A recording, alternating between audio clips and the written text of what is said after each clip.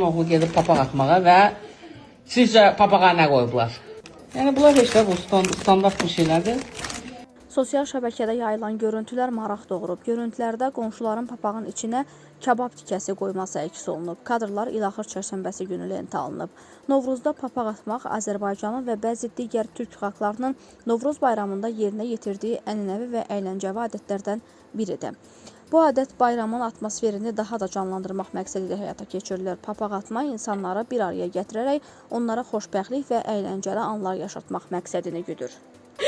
Kömək arası kabab, papağı qoymaq, yəni bu nəsə bir ilkdir. Bunları qoyaq, bir salfetkaya qoyaq.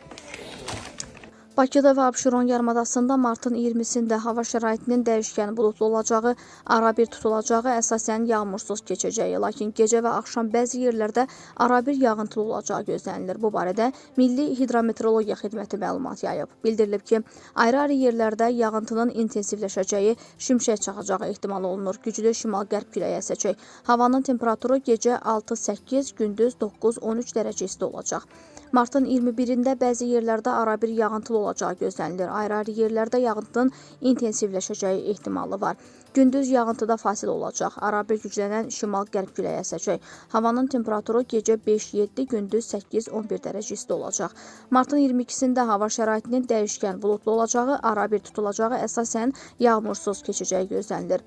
Lakin gecə və səhər bəzi yerlərdə arabir yağıntılı olacağı ehtimal olunur.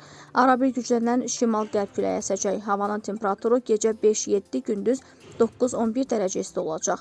Martın 23-də hava şəraitinin dəyişkən buludlu olacağı, arabir tutulacağı, əsasən yağmursuz keçəcəyi gözlənilir. Lakin səhər şəhər ətrafı ərazilərdə arabir yağıntılı olacağı ehtimalı var.